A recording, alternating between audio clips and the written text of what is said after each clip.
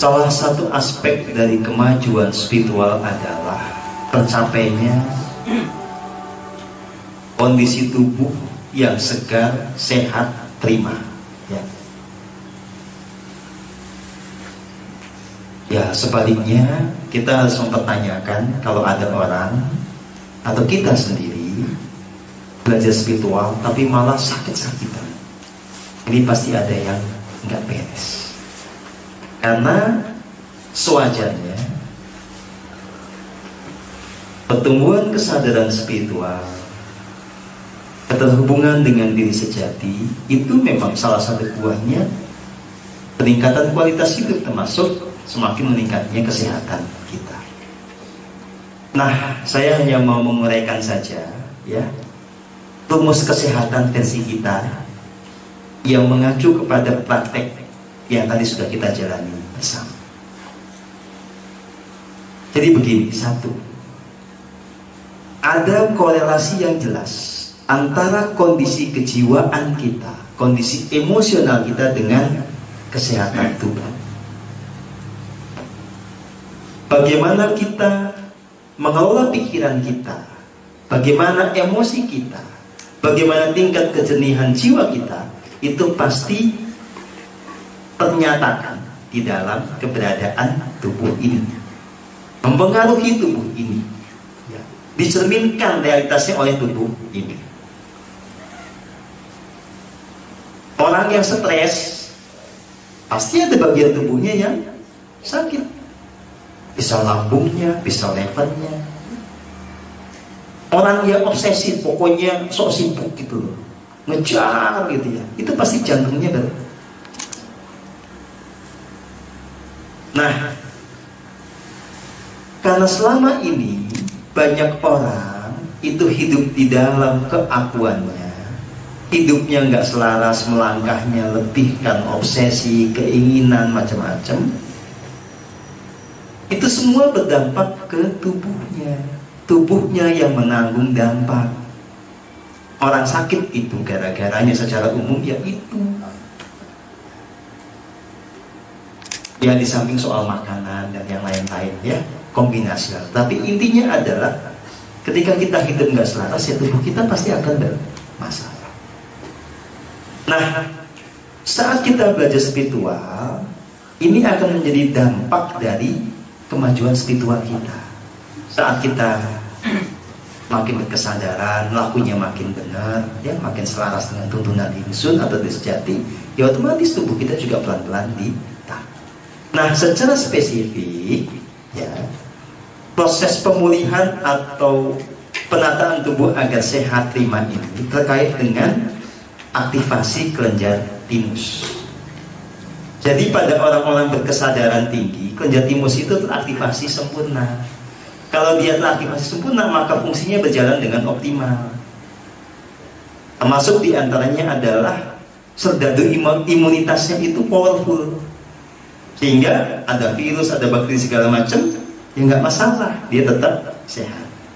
Kalaupun ketembus, gampang disembuhkan, gitu. Nah, kunci kelenjar timus ini teraktivasi adalah hidup yang bahagia, nyambung dengan insulin.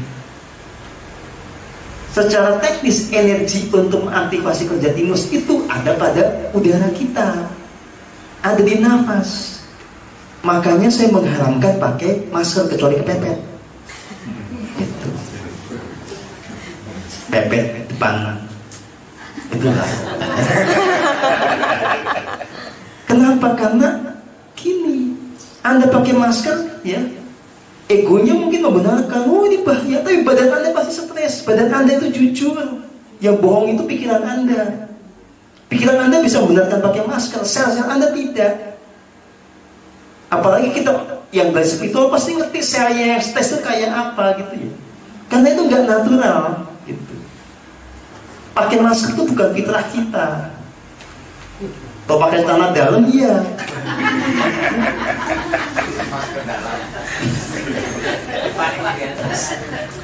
Loh, yang jelas yang kita itu harus kelihatan senyumnya kan, lipstikan. Oh ya jelas kan. Nah, ini soal spiritual gitu ya. Jadi dalam nafas yang mengalir bebas itulah ada energi ilahi yang itu memunculkan kebahagiaan, kedamaian, mengaktifasi kelenjar timus. Otomatis kita akan terlindungi dari yang namanya sakit yang fatal akibat ketidakselarasan, termasuk akibat adanya virus dan bakteri. Jadi si kelenjar timus itu nanti akan menyeleksi mana bakteri virus yang harus dilebur, mana yang dia harus ada di dalam badan. Karena loh, kita ini memang sudah hidup bersama dengan virus bakteri. Kata siapa Anda nggak ada virus bakterinya? Tapi kan tidak mesti sakit karena ada di dalam keselarasan. Ya. Nah, teruslah bertumbuh, pasti dampaknya itu nanti semualah akan tertata termasuk tubuh Anda itu. Ya. Sebetulnya gini, nanti bukan hanya sehat ya, tapi memang penampilan kita juga akan tertata, glowing gitu ya. Ini rumusnya begini ya. Mahadaya Skincare. Kita itu ya, itu kan ada satu zat yang namanya kolagen ya.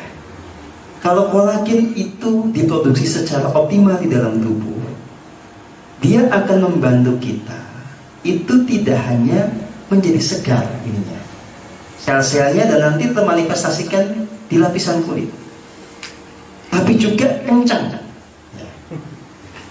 Karena itu akan menguatkan kualitas dari setiap muscle atau otot. Jadi kalau Anda kolagennya itu optimal, sudahlah, Anda pasti akan mengalami peningkatan kualitas perwajahan dan tubuh. Oh iya.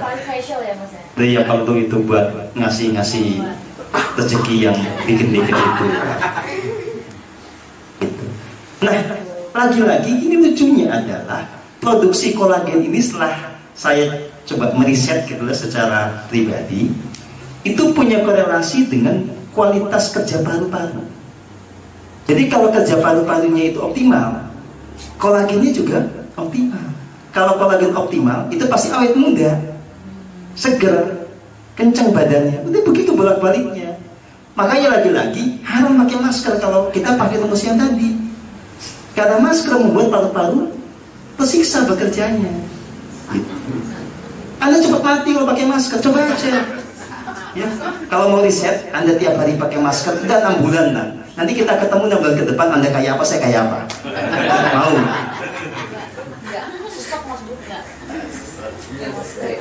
Sudah. Belum, nggak usah repot-repot itu belum. Hidung kita ini udah dirancang punya sistem penyaring sendiri. Kalaupun ada virus masuk gitu ya, sampai ke tenggorokan, nanti ada sistem sendiri. Itu berlapis-lapis ini pertahanannya. Karena kita ini mahakarya tubuhnya, kita hanya sadar apa tidak, itu aja masalahnya. Ya. Baik begitu, jadi belajar spiritual membuat kita merdeka, waras dan sehat. Terima kasih, sampai jumpa besok.